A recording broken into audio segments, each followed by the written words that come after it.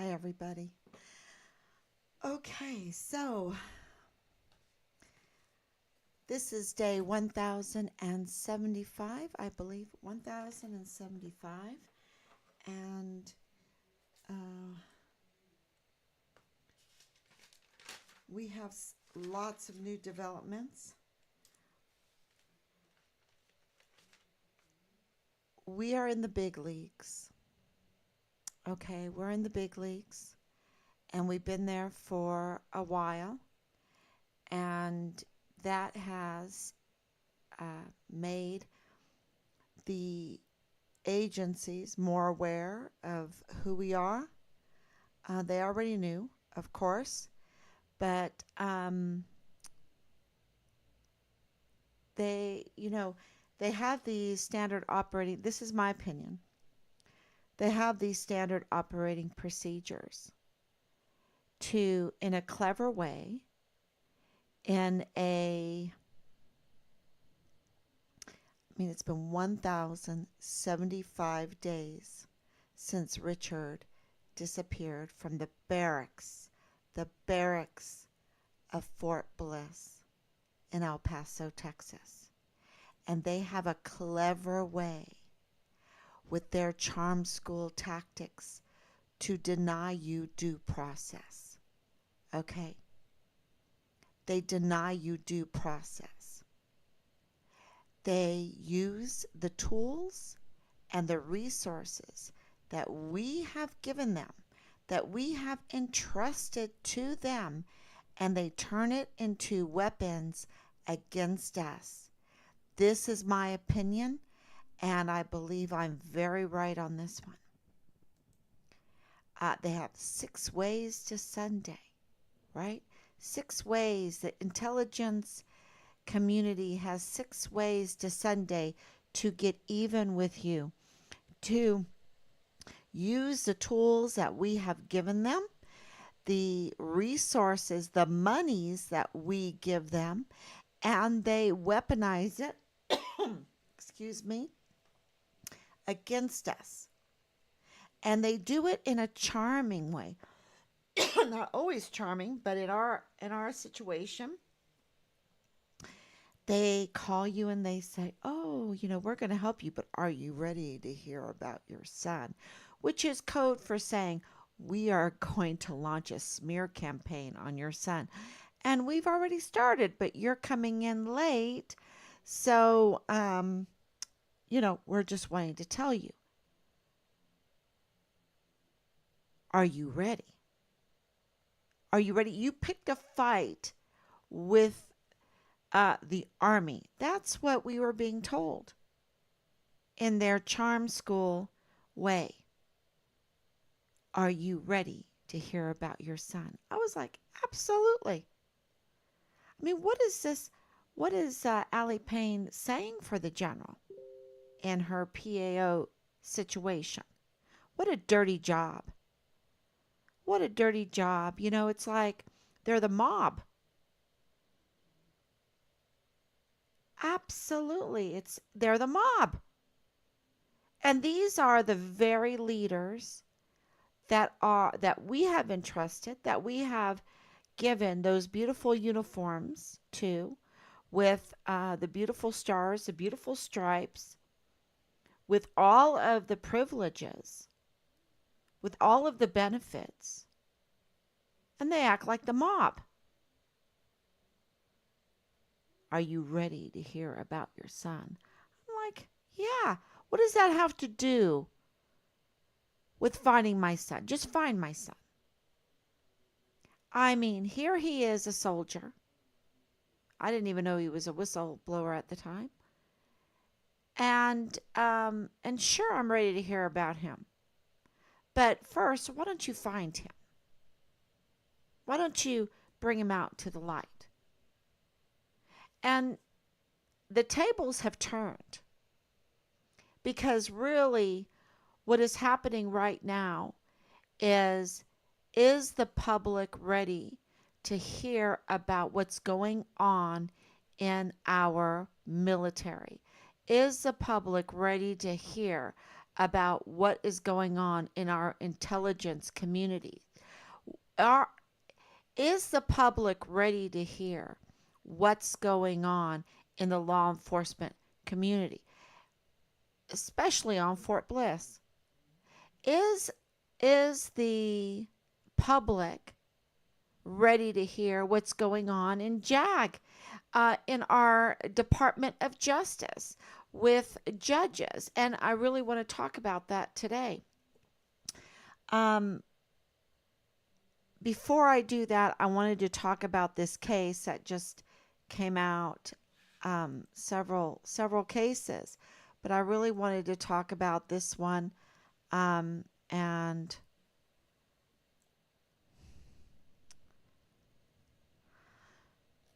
let's see if I have it pinned down below. It's this young man,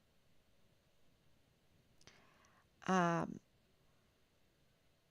Rudy Ferris, Farias, who was missing for 8 years, but all the while he has been living with his mother, so we're told. So we are told. All the while. How does that happen? And why do I want to talk about this? There's a couple things. Let me make sure I'm on Facebook. But the allegations in this case is that there's incest. Okay, that the mother was sexually assaulting her son, from what I'm understanding,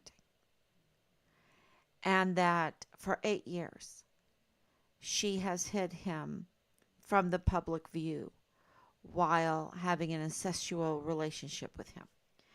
Um, that's what I'm hearing. Now, these are allegations. Um, if this is true, we have a major problem, because I'm getting, ever since I told the public what I knew about Leilani Hart's CID complaint, about what was going on in her household, which includes First Lieutenant Dallas Hart, former First Lieutenant Dallas Hart at the, yeah, he's out now, and having an incestuous relationship while he was serving in the U.S. military right there on Fort Bliss with Richard. And we believe there's very, very good reason. We have um, witness testimony that he was the first, the first lieutenant, the platoon leader for Delta Battery 14380A, so that he was Richard's platoon leader. We have numerous um, testimony on that, not just one. And it would be easy to check if we could just go on to, let's say, Facebook and look at the pictures during that time and see who the platoon leader was, right? If the, but we don't have them because you see they've scrubbed Facebook of Delta Battery 143 history. Any picture. And it would it would be easy to find out if the leadership would just tell us who Richard's platoon leader was. But see, we know who his first sergeants, we know SFC Arona, we know, Rogerio was a first sergeant, and so was Jay Paulin, and we know Captain Park, David Park, and we know Captain Yoshida, and we know, on and on, right? On and on. Um, Jackson, Lieutenant Colonel Jackson, and Lieutenant Colonel Roddick, um, and all the way up. We know Major General Clem Coward, Um, and but we don't know who the platoon leader. They never told us who the platoon leader was for Richard. And, that would solve that problem if they would tell us. But see, we are denied due process over and over and over again. And not only that, we are given misdirections. Um, we are being told things that are not quite right. They asked, "Are you ready to hear about your son?" But they didn't tell us he's a whistleblower. He went and reported to Child Protective Services. They didn't tell us that. And that's true. And that's big. That's very big. And they didn't tell us he went and complained to CID. He didn't tell us. They didn't tell us that. They didn't tell us that Tavita Nusa, Special Agent Tavita Nusa in the CID, was being controlled by Leilani Hart. Think about that. So you go to CID to make a complaint, right? And that complaint absolutely has to do with Dallas Hart. And the CID, and this is my opinion, and the CID special agent that is in this very small office, 5 to 9 people. 5 to 9 people. You have 90,000 service members and family right there that call Fort Bliss home, and only 5 to 9 people in the CID office on Fort Bliss. And Richard goes there searching for help, and the special agent, Tavita Nusa, is in an intimate relationship with Leilani Hart. I mean, how many intimate relationships has Leilani Hart have? I mean, I know. Okay, it's none of my business. It's none of my business. I take it back. But wow, the reports are wow, and she's confessing in this CID complaint that she gets the number for, that turns into an FBI complaint, a confession that she gets the number for.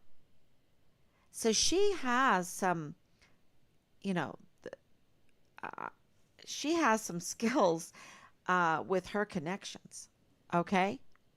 Because she's getting FBI number and a CID number for her notarized complaint that she put in to confess that her son is having an incestuous relationship while he's serving in the United States Army right there in Fort Bliss with Richard Halliday.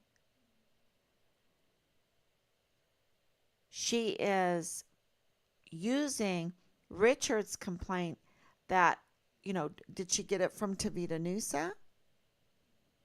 Because that's what Prime Witness is leading us to believe, that Tavita Nusa is leaking Richard's file to her. Right? What does she want with Richard's file? And to fortify her complaint about her household, and that includes the sexual assault of a 7-year-old in her master bedroom.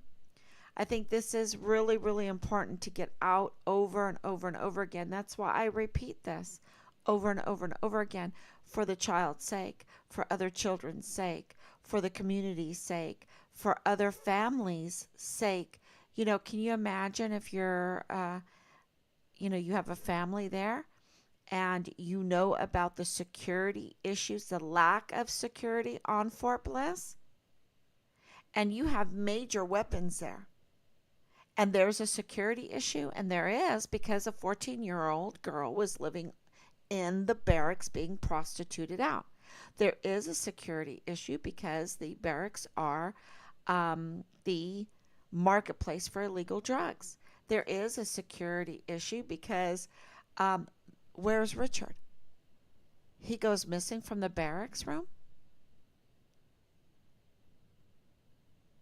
and there is a cancellation of the protocols, the standard operating procedures in a missing soldier, what to do with a missing soldier. They cancel it, they shut it down, and it's not until family starts trying to rally together to figure out what happened to Richard that the CID are coming in on September 1st, y'all, 2020. And is it a coincidence that when the CID comes in on September 1st, 2020, that's the same day that we receive the screenshots of a defense, of a confession, of a defense, of a cover up, of a smear campaign of First Sergeant Jay Paulin? I mean, who's calling him? Because his good friend is Special Agent Ron Steeg. And the small office, remember, y'all, 5 to 9 people. I mean, there's so much conflict of interest, and we're being told, are you ready to hear about your son? No, I'm ready to hear about the CID conflict of interest that has to do with my son. I'm ready to hear about the denial of due process when it comes to trying to find my son, Richard Halliday, the whistleblower, the Vanessa Guillen first absent soldier. I'm ready to hear about Judge Robert Lee Shook and what he did in our son's case, what he didn't do in our son's case. I'm ready to hear about the level of cover up that happened in the colluding and the conspiracy to sweep Richard, well, really not even sweep him, to smear him so bad, to diminish his character, his whistleblowing character that was calling out the crimes and the child abuse. I mean, when you have a 7-year-old being sexually assaulted in your master bedroom by multiple members of your household, and your son is in an incestuous relationship while he is a platoon leader serving with Richard on Fort Bliss, and you have child porn all over the place, and more than that, there's a security problem, there's an ethical problem, there's a conflict of interest problem.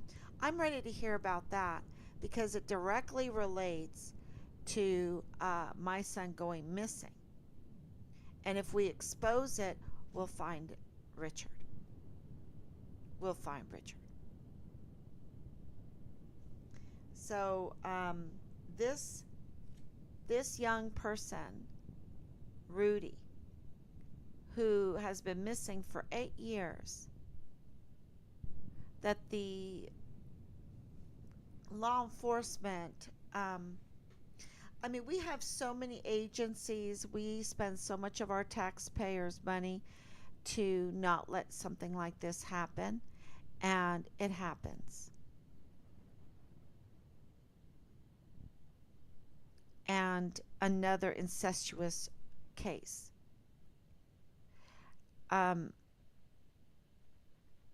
With the reports that I'm getting,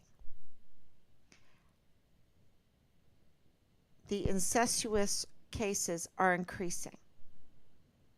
That's unacceptable. That is the compounding of evil. That is ruining people's lives. Because with incestuous relationships comes drug use, comes violence, comes and comes a lot of uncomfortable when you're letting that happen and people are watching it happen, and justice is not being done in society. Then you have so much stress, um, and here the taxes go up, adding more stress. Then people have to work. They have to have um, find a way to make ends meet, and they know that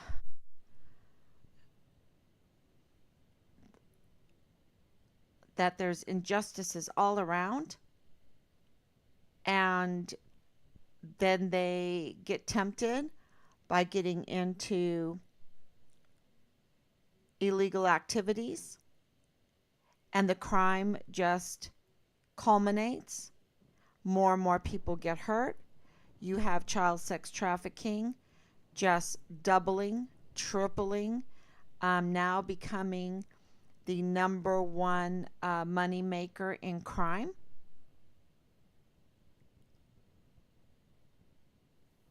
These sex cults pop up everywhere. You have the grooming of children then, because you know that they've been given a green light in incest, in sex cult, in grooming of children.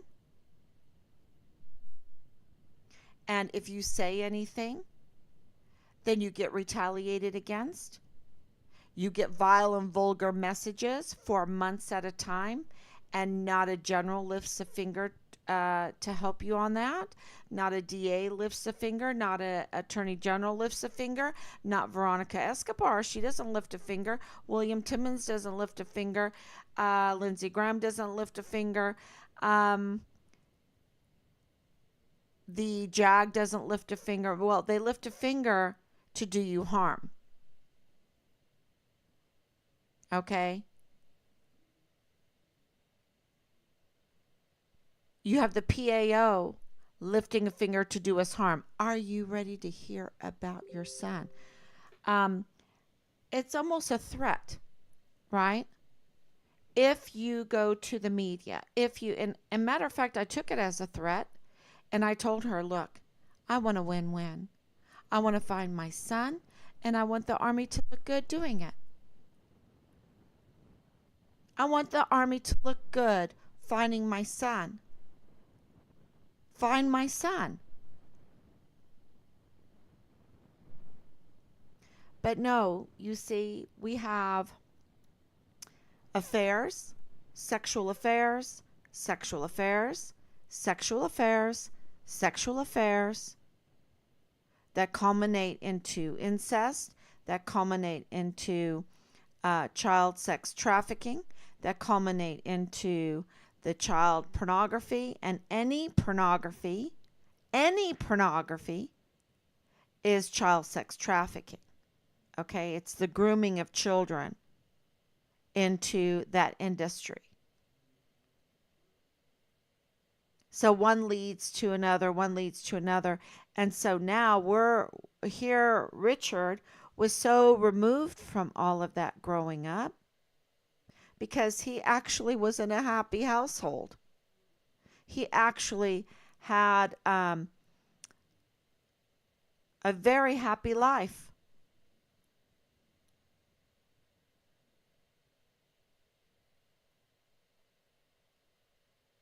He got plenty of hugs that were appropriate.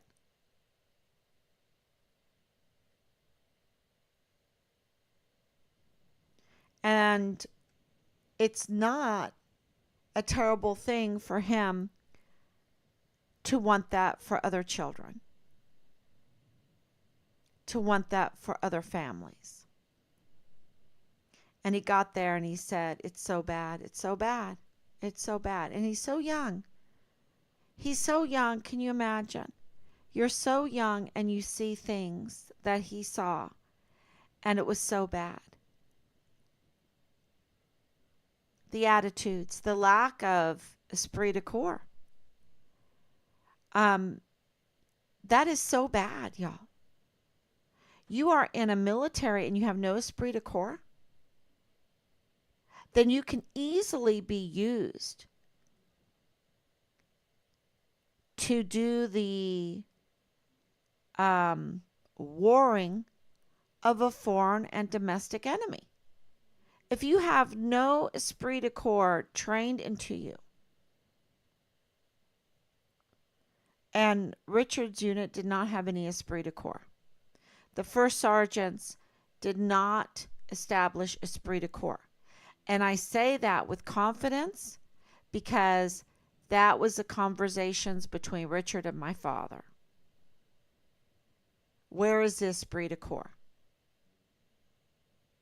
And we have evidence, even more evidence, to prove that there was an esprit de corps in Delta Battery 143. And that should be absolutely no way, not acceptable. Not acceptable. Not with the very heavy weight of leadership that we have in the military. We have 44 four-star generals and only a tenth of the service members as we had in World War II. And yet they only had 7 four-star generals with 10 times the amount of service members that we have today. And we have 44 four-star generals. Okay, and that's not including the flag officers, the 1-star, the 2-star, the 3-star generals, right? I'm just talking about the 4-star generals. And then I'm not talking about all the NCOs. And my dad held the NCOs accountable. He really did. And with all of that leadership, our volunteer sons and daughters should be taken care of. But we have, this is the reports that I got, right now in Fort Bliss, in the last 7 months, we have 7 suicides. 7 suicides in 7 months. And this is in 2023. This is, can you imagine if Team Find Richard Halliday did not come on all the time? And I know I'm being shadow banned. I know it's been very difficult because media has banned us. I know it's been very difficult. Can you imagine? We could have saved more lives if the media would have helped us. If Bill Hicks, the DA there at Fort Bliss, would help us. If Jaime Esparza, the AG, would help us. If the generals would help us. If William Timmons would help us.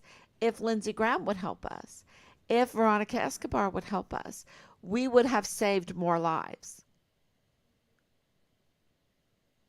But I want to say that Team Find Richard Halliday has, I think, has really saved some lives by shedding a light on Fort Bliss. I can't even imagine how bad it would be. Would it be 7-year-olds living in the barracks being prostituted out?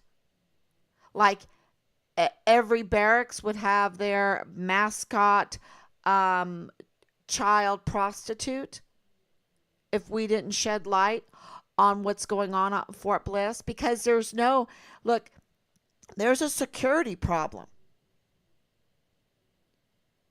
There's a security problem, and there's a morality problem on Fort Bliss. And there's a leadership problem in the United States Army. And it's causing 7 suicides in 7 months. It's causing a 14-year-old to be prostituted out in the barracks while living in the barracks. Can you imagine? Can you imagine her nights?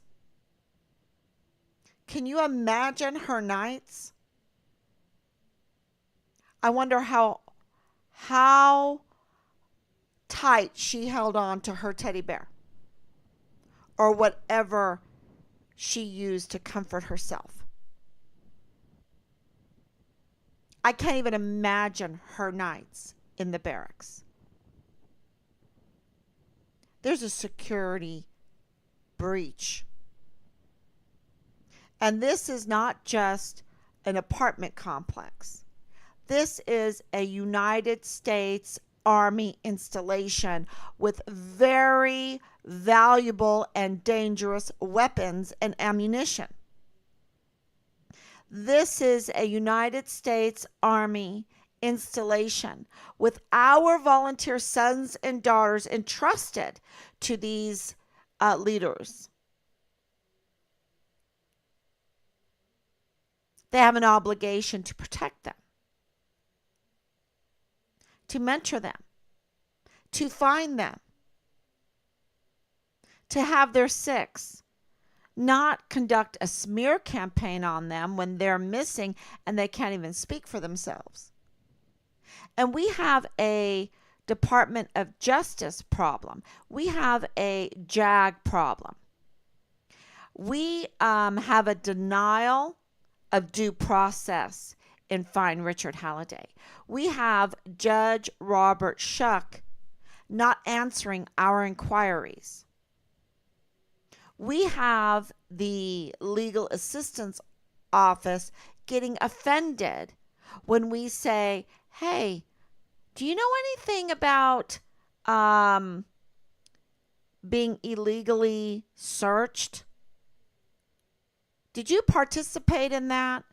Do you have any knowledge of that? What about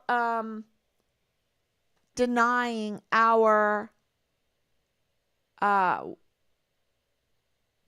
witness from entering Fort Bliss? Do you know anything about that? And they get offended because we want due process. They get offended when we want our rights. This is a United States Army judge. This is a United States Army attorney. Well, this a civilian attorney that is contracted by the United States Army, right? The United States DOD or whoever is contracting him out to work there for us, the family of a missing soldier. But because it's we want to do our own FOIAs. Oh, I can do a FOIA for you, right? I can do a FOIA for you. Yeah. Would he even submit it? That's how devious I think this all has gotten. But Rob did his own FOIAs, thank God.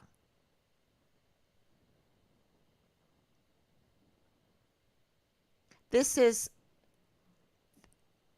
such a denial of what America stands for, what the United States Army is supposed to protect and defend. And we need to let them know that. We need to let them know. We need to write letters. Because how many of you want your children to be groomed into these sex cults? How many want, more and more children to have to live in the barracks to service a military that's morals have gone awry, right? They've gone down the drain. There's no esprit de corps. They don't even know what they're fighting for anymore.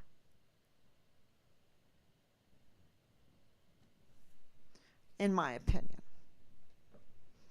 And I'm not talking about all of the soldiers. I'm talking about the leadership, because they are obviously treasonous.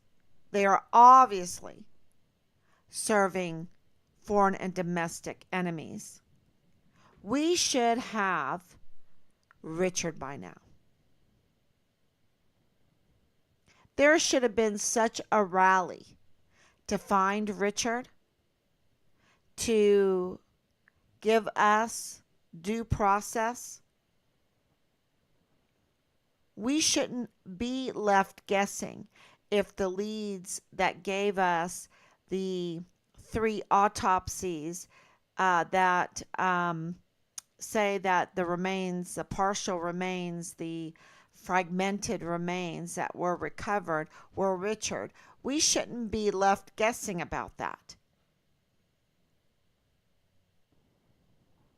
worrying about that.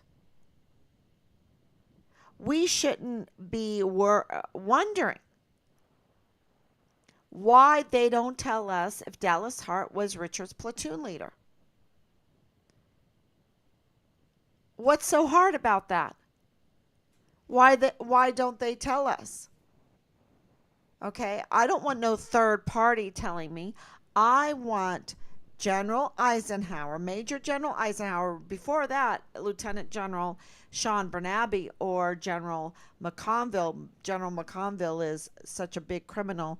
He committed crimes against humanity over and over again. The man needs to be arrested or at least investigated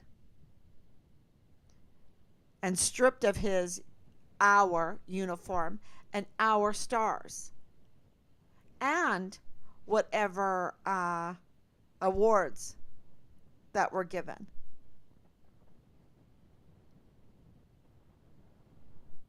He has used us badly and used his power badly. And the same thing with Christine Warmoth. Who is this? It's like McConville and Warmouth. Who are these people? God has a sense of humor. Or God has a sense of telling us, warning us.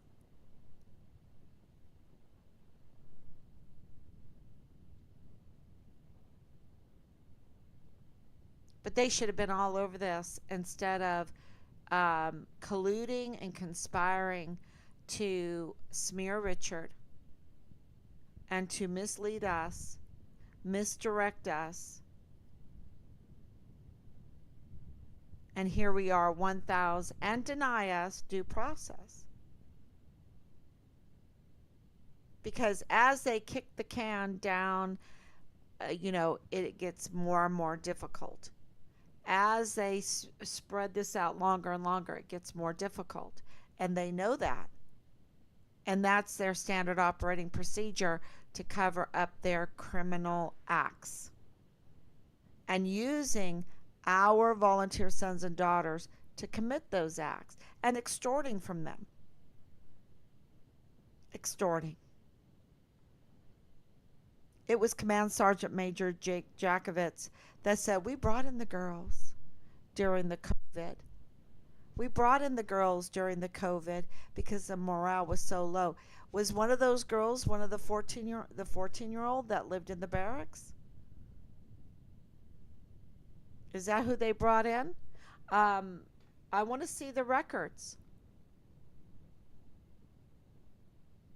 I want to see the records if they carded them and each of them were 21 years old, because they better be 21 years old, because if they're bringing them in for the party and the party absolutely has alcohol and they take underage drinking seriously. No, they don't.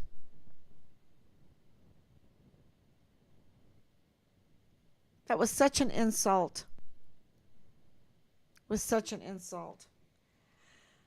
Okay, so I have some things to tell you that I'm just learning, and I know it kind of goes into this Jag situation, but let me make sure that I'm on Facebook.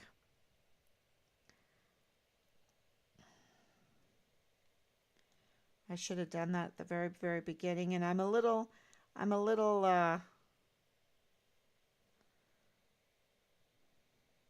spicy today because of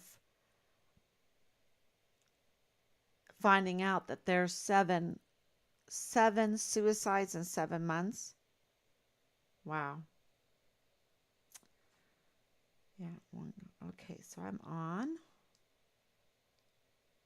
Thank you, Danielle, for coming on. Thank you so much. So, I just want to say that a judge, Eduardo Gamboa, Judge Eduardo Gamboa, he has recused himself because the FBI is investigating him. Okay. Um, this was on abuse of power. And um, there was an attorney that blew the whistle of this abuse of power by the Judge Eduardo Gamboa. And this is just what I'm getting reported. And it's interesting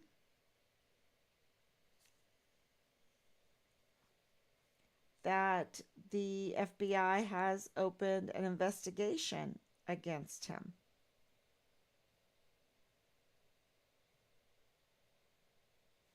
For abuse of power.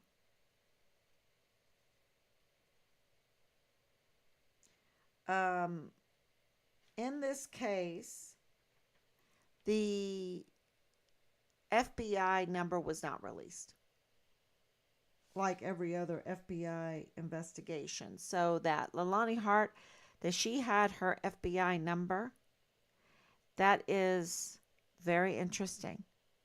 Who did she know? Was it Tavita Nusa that got the FBI number? That gave her her CID number? Was it somebody else? Because we have this conflict of interest with Jay Paulin too, with Ron Steeg. You know, this is just a small group, and you know, when you have senior NCOs involved in this, and past service time with people, um, you know, you have to look at the possibilities on that.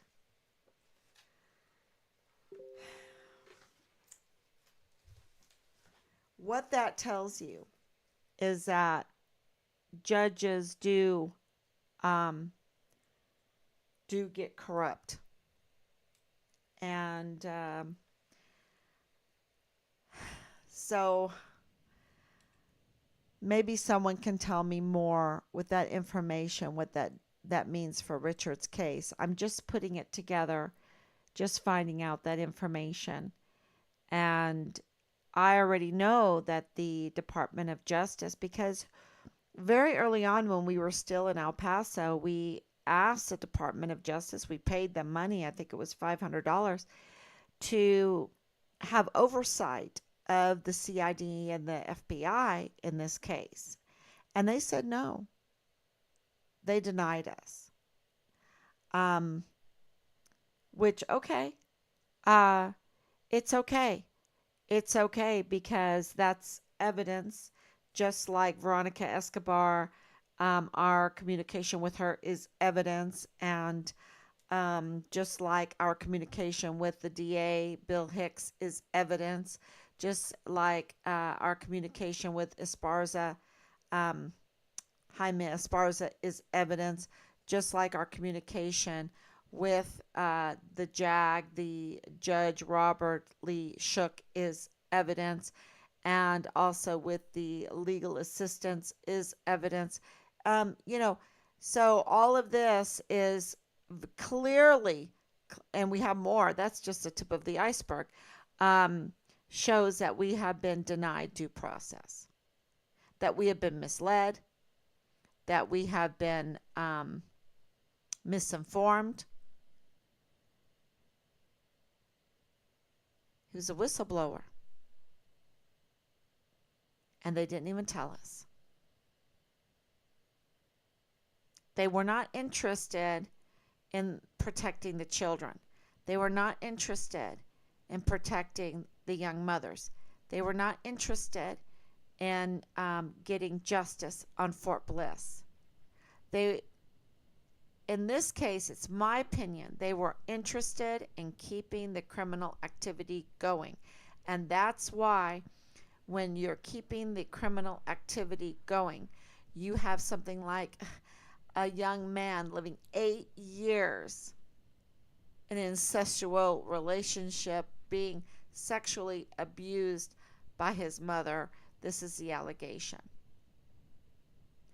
And another thing that happened at Fort Leonard Wood is a soldier was convicted of murder because he killed a 2-year-old that was being cared for in his house. His house was a daycare, and on post, on post, and he killed the 2-year-old. Was that also a soldier's child? Um, so you see, this all has to do with Richard because Richard was trying to restrain it, at least trying to restrain all the crimes being committed, and he was retaliated against severely and continuously. That culminated in his murder. And they didn't stop there. I believe that he was dismembered and placed in different locations. And it's so horrible to think about this whole thing, that the U.S. Army, instead of bringing it out in the open and getting justice, holding accountable those who have done this, they decided to cover it up and blame everything on the victim.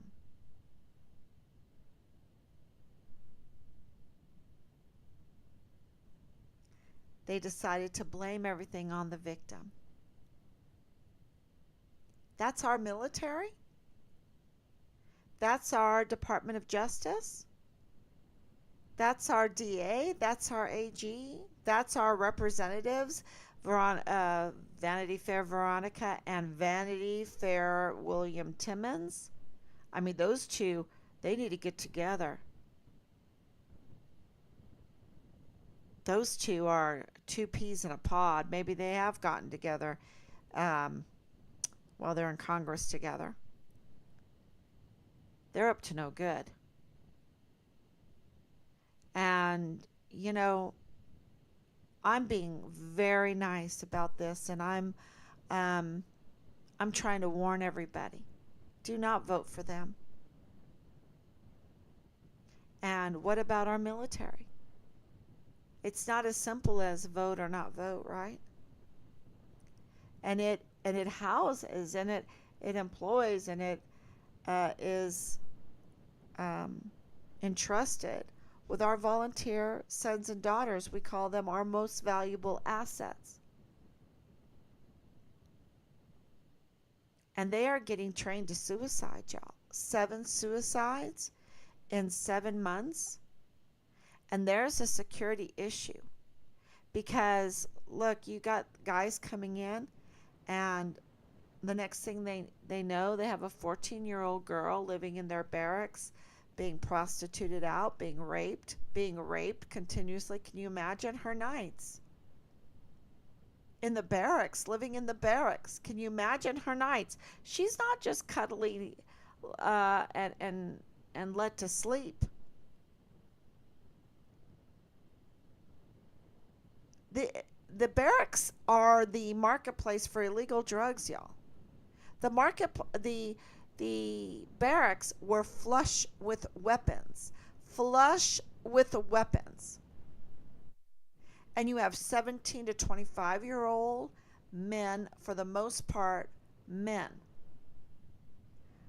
at their fullest vim and vigor. And you have a 14-year-old girl. Where are the women? Where are the women screaming for the protection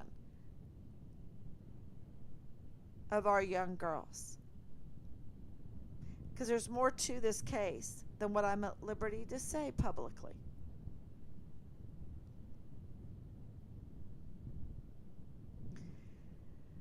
So the main point is that there's a security issue, and we have intelligence. Not only do we have weapons and ammunition and equipment, technology, but we have intel.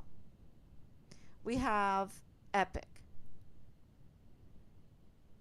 And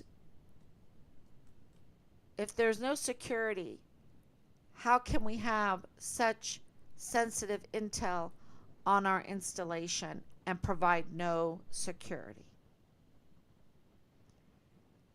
We have sensitive information in the White House. We have the nuclear football, so to say. You know, I have an opinion on the nuclear stuff, but um, let's just say we have sensitive intel in the White House, and yet we have no security because there's cocaine. There's cocaine in the White House, dusting up our home, dusting up our furniture. What's going on? Where's the security?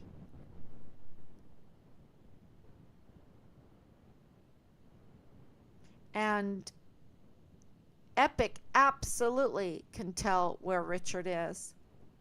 They have the technology.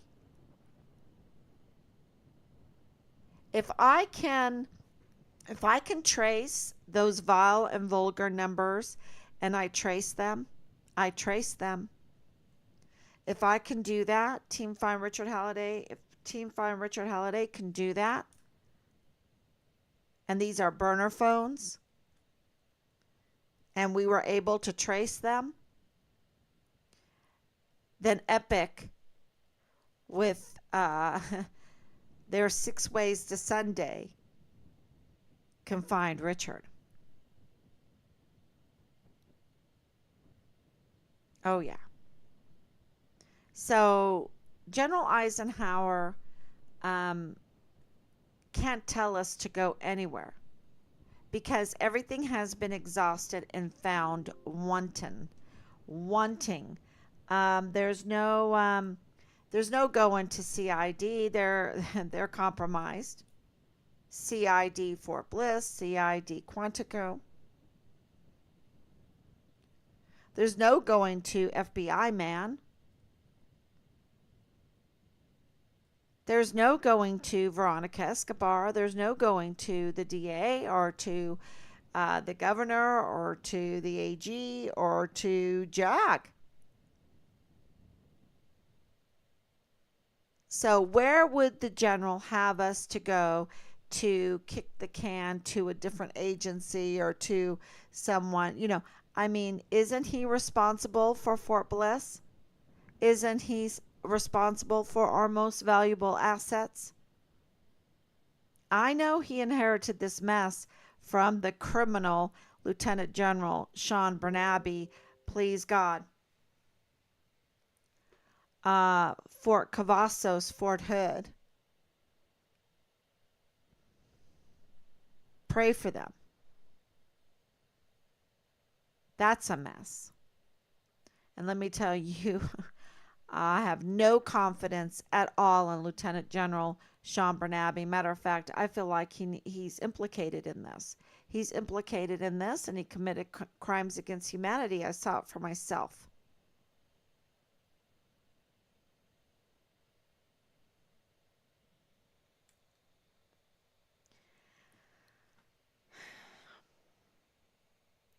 Veronica Escobar is just for herself. She does nothing unless it will further her career. Absolutely, and I have I have a lot of information about her relationship with fine Richard Halliday, and it's all not good. None of it's good. Another missing soldier. When did this happen? Richard's been missing since July 23rd, 2020. 1,075 days. Um, we have been doing this. You can look up, find Richard Halliday. You can go to YouTube. You can go to Facebook. Some of the stuff has been removed, But I'm sure there's probably 3,000 videos out there by now, close to it, of us fighting to get due process into finding out what happened to our son, who is the first Vanessa Guillen absent soldier, and also distinguished honor graduate from basic training and AIT, and also whistleblower, retaliated against severely and continuously. And now we get the archive back of his file, and they've scrubbed it of his Phil Grade Article 15 that they gave him for no reason at all. They scrubbed it. Why did they do that? They scrubbed his chaptering because they had no grounds at all. At all. And they scrubbed it. And not only did they do that, they promoted Richard. They promoted Richard in December, not once, but twice. December 2022. And then again, and he's in cold case, okay? This is him in cold case. And they scrub the retaliation from his file and promote him twice. In December 22 and then 4 months later in April of 2023. Why? Why did they do this? Well, we're wondering. We're thinking that they're getting ready for a congressional inquiry. They have to protect themselves for what they did to Richard, for what they did to us. They searched our home with an assault team from the Fugitive Apprehension Unit out of the sheriff's office without a warrant to intimidate. I mean, the Fugitive Apprehension deputy was 6'8", 6'8" in full battle gear. Yeah. No warrant. Where's the warrant? And more important than that is, where is the probable cause? Because we absolutely know that they had no probable cause. None. Richard was a yellow Interpol. So there's no probable cause. You see, if he was a danger to anybody, if he was a fugitive, if he was a criminal, he would be a red Interpol. But they put him in there as a yellow Interpol, which means missing. And then we received feedback that it was died while missing. So what were they looking for? His remains? They were looking for his remains. Well, we know that Lieutenant General Sean Bernabe were looking for remains there at Training Area 244, known as the Afghanistan Mock Village on Fort Bliss. At Christmas time, he was looking for Richard's remains, Christmas 2020. And then we have, when we were there in October of 2020, we get a phone call. We go to the Dollar General, and FBI man comes in and says that the cashier can take down the flyers of Richard from the door because the FBI has found Richard and he's dead. Shh. Shh. We give this CCTV footage from the Dollar General to the FBI. We give it to the CID. We take a video of the cashier testimony of what happened less than an hour after it happened, and we give that to the CID and the FBI, and they tell us he's just some guy, don't worry about it, it's nothing. That is obstruction of justice. That is a denial of due process, because we did not let it go. We searched for him. Of course, it was 2020, so everyone's wearing a mask. We searched. We did find him. He did admit to everything. And guess what? He was and is the father-in-law of Lieutenant Colonel Bugado in the G3 of the 32nd ADCOM, Richard's G3, which is operations. Richard's command unit, that is operations. They are the wedding planners. Nothing happens without them. Nothing. And they told us he was just a nobody. So we asked for everybody to write a letter to Major General Eisenhower asking him to give Fine Richard Halliday due process. Stop denying due process. Open up an independent investigation into Fine Richard Halliday right now. Right now. Because if Major General Eisenhower wants to, with his level of security clearance, with his tools that are at his fingertips, with his resources that we've entrusted him with, he could find Richard, what happened to Richard, in 24 hours. But you see, this is if Richard is found dismembered in Mexico in uniform, as Dollar General, the FBI man, stated,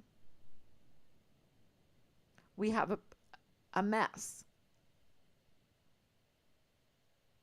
We have a mess. And don't forget, Richard went missing after 3 beheadings. Vanessa Guillen was beheaded, Enrique Roman Martinez was beheaded, and Austin Hogg was just about, they had to hold his head on when they went to go pick him up in the barracks. And you're telling me that there was no urgency and that there is a denial of due process in Richard Halliday's case when he is the Vanessa Guillen first absent soldier under the new protocols, and yet they're not following them? They don't care. They have to cover up. He's in cold case and he's not a cold case. And we have the head of security on Fort Bliss stating that it was the JAG that blocked our prime witness from entering Fort Bliss because he is a judicial officer.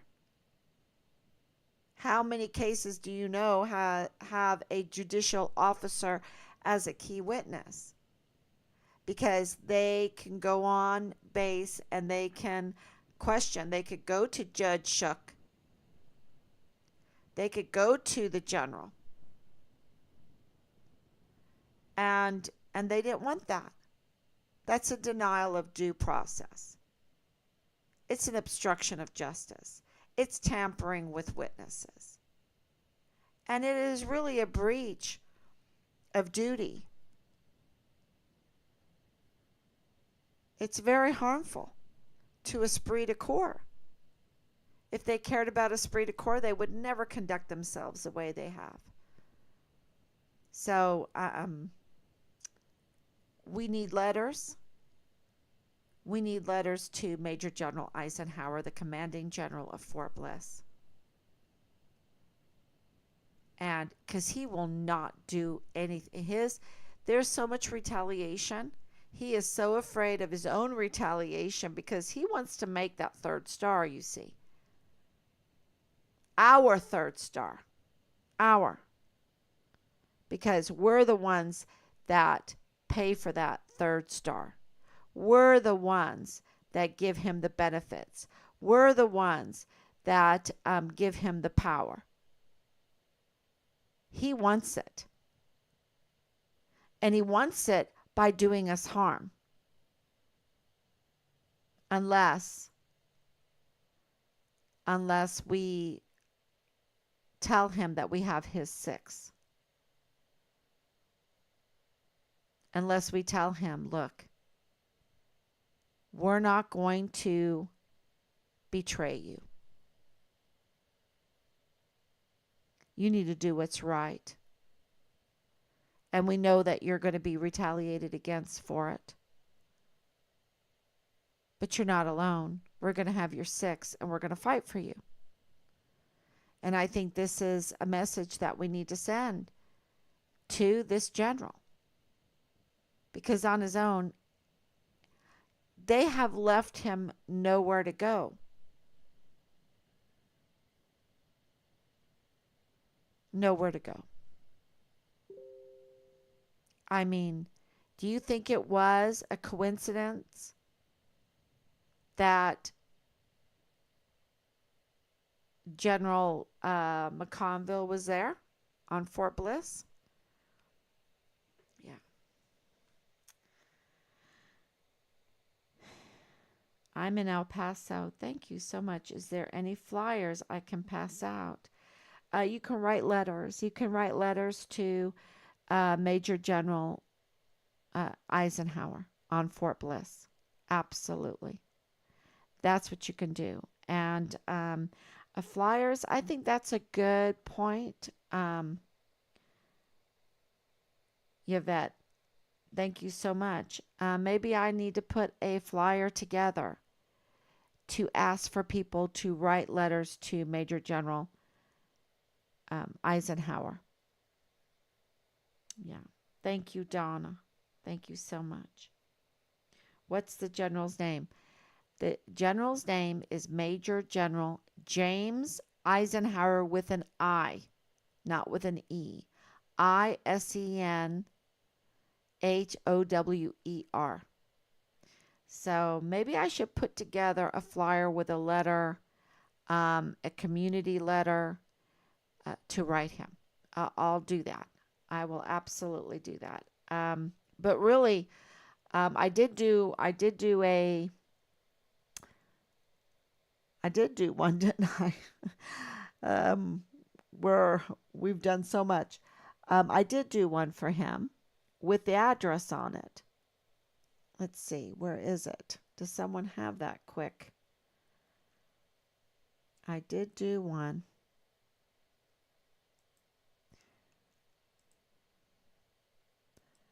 Let's see. And we can put it up there.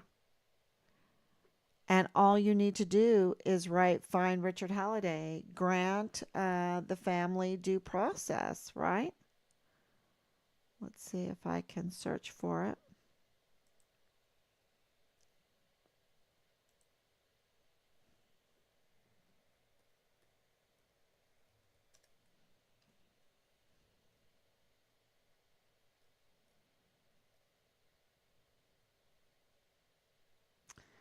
Let's see. Here it is. I think I found it. There it is. Okay. I found it and I'm sharing it.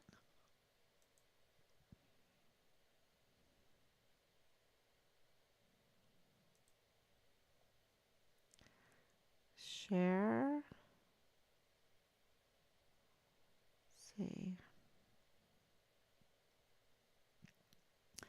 And if I go here, I'm sure it's going to be on mine. It's so funny how all this sharing, yep, there it is.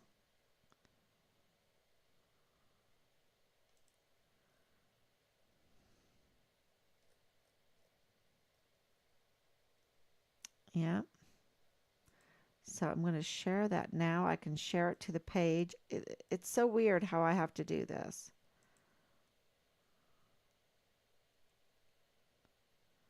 And here's the letter.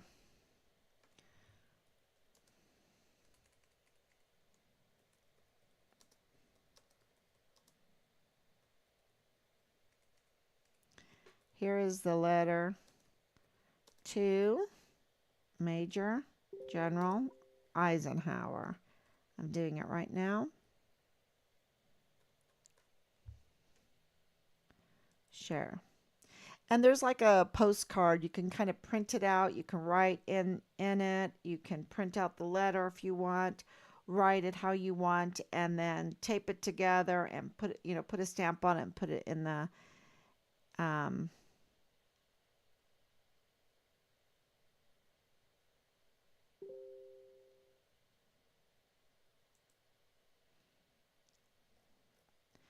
Did it did it post? This is the thing. I just got a message, a weird message. There it is. Yeah, it did. It posted. Okay. Okay, so if you can share that, that would be great. And the letters are very important at this time because we do have now an alliance. I call it an alliance of the law enforcement security that is on Fort Bliss from within Fort Bliss that you know, are very unhappy with how a few people can take over um, and destroy the security on Fort Bliss. You have Leilani Hart inserting herself in the CID in a way that she could affect the security of CID, leaking files, getting her CID number, her FBI number, um, and having so much power that she gets all kinds of coverage, right? I mean, she did not report the 7-year old being sexually assaulted in her master bedroom by multiple members of her family for she let almost 2 years go by.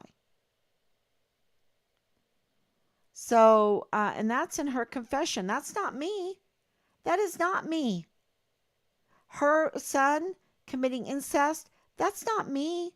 That is her saying it. Okay? That's her confession. The sexual assault on the 7-year old, that's her confession. We have the CID FBI numbers, which we shouldn't have, but they're leaked. They're out there. How did she get them? How did they get leaked? Why was there a breach?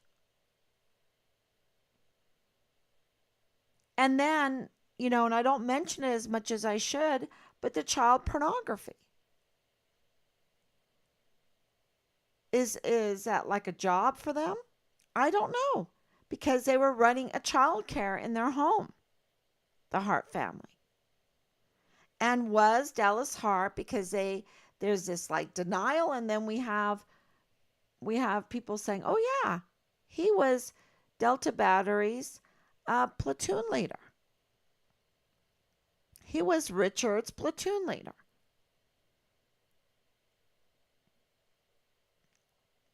So why doesn't the military clarify that? And who was Richard's platoon leader? Where is Richard's platoon leader? Where is he? All he has to do is say, hey, Dallas Hart wasn't the platoon leader. I was a platoon leader. I mean, what's the big deal? I'm ready to hear about my son. I'm ready to hear. I'm ready to hear who his platoon leader is. Okay, thank you so much, everybody. Thank you for coming on, Danielle and Yvette, and I hope I say this, Abel, Rebecca, and Donna, and Cindy. Thank you so much, and God bless you. And I will be back tomorrow, God willing.